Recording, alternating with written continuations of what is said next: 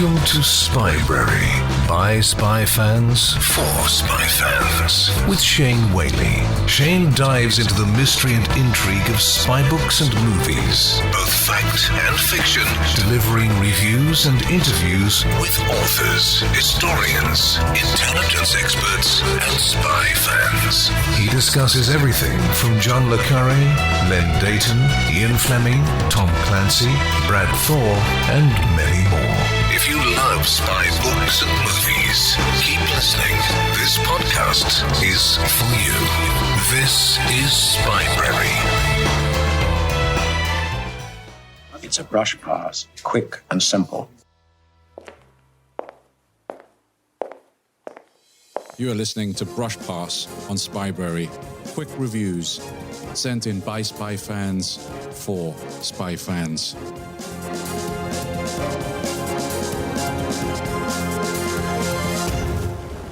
Hello, my name is Bill Koenig, and I run a blog called The Spy Command, and I am doing a brush pass about real-life spies, or at least real-life people who worked in intelligence who appeared on the game show To Tell the Truth.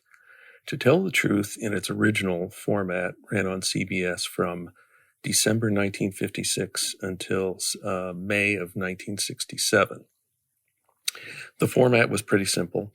3 people all claimed to be one individual, and then a panel had to ask questions, and then they would have to vote as to which one they thought was the real person involved. Only the real person was, quote, sworn to tell the truth, hence the title, whereupon the 2 imposters were free to lie as much as they could.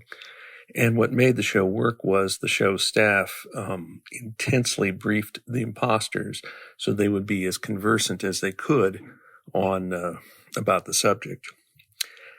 Anyway, To Tell the Truth had a bit of a fascination with espionage, and it had a number of people who had real-life experience either being a spy or working in intelligence. I'm going to tell you about 4 such examples, and you can find all of these on YouTube. And hopefully in the show notes we'll have the links. So first up, June 3rd, 1958, is Eric Ericsson. He was an Allied spy during World War II. He pretended to be a pro-Nazi sympathizer, and he then passed on information that enabled the Allies to strike at key Nazi targets. Ericsson came out with a book called The Counterfeit Traitor, and that book, in turn, was made into a movie starring William Holden. As it turned out, there were 4 panelists, and 2 of them correctly guessed that Ericsson was number 3. So essentially, the team of challengers would get $250 for each wrong vote. So the 3 gentlemen split $500.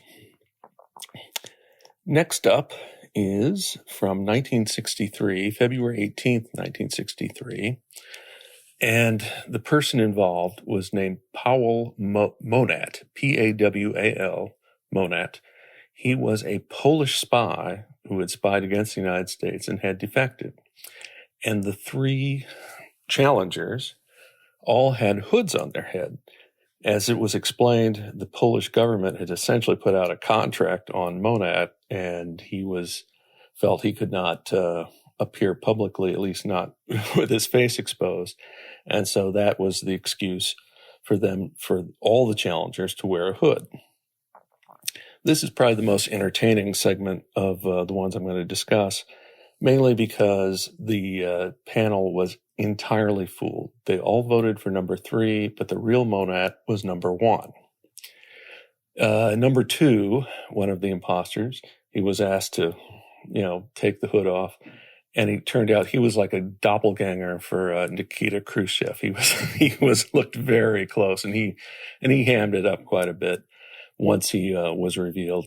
But number 3, the one that the panel all voted for, he was a guy named Henry Morgan, who was a panelist on a related show, or a show by the same production company called I've Got a Secret.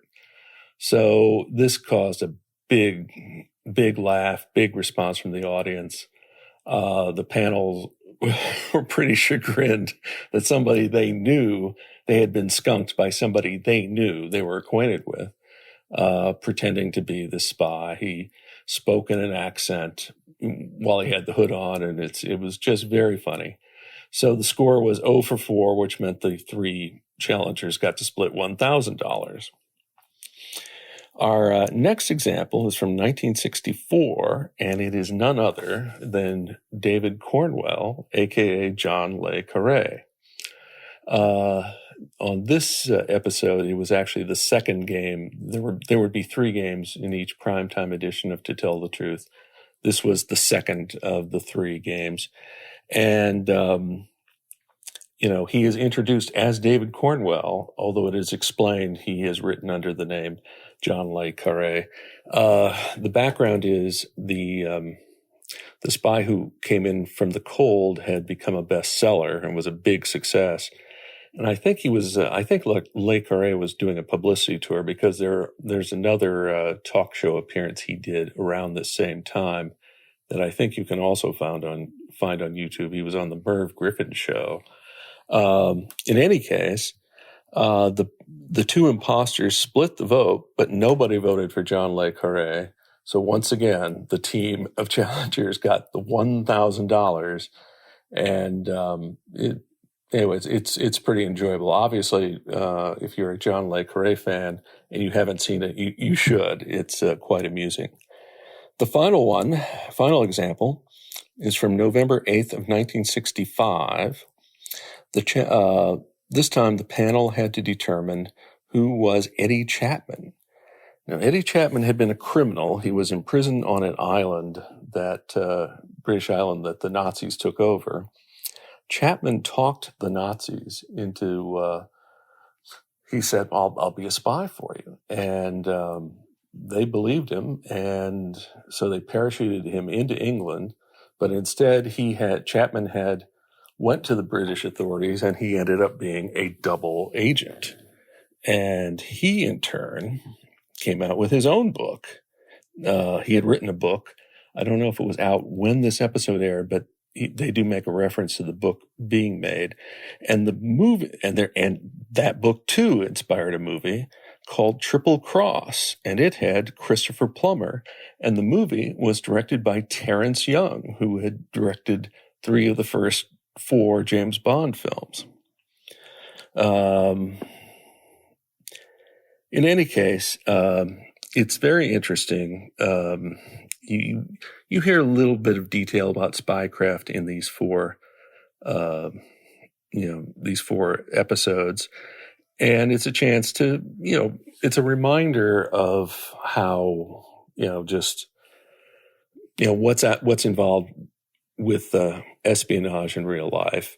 One of the panelists was a guy named Tom Poston, who's best known as a comedic actor, but he flew combat missions in World War II, and he was stationed in England.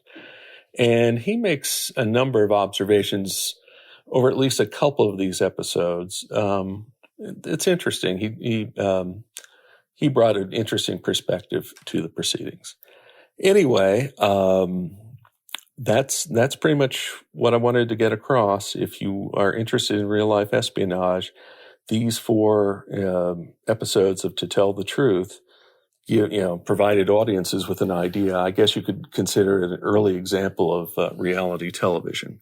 Anyway, this is Bill Koenig, and hope to talk to you later. Take care.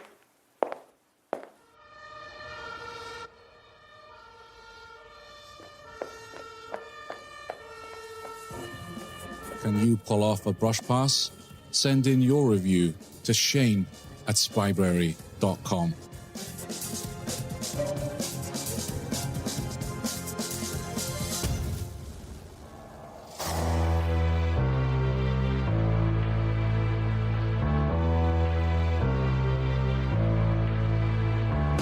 Thanks for listening to the Spybrary podcast. You don't have to wait for the next episode. Join the conversation happening now at facebook.com/Spybrary and on Twitter @Spybrary.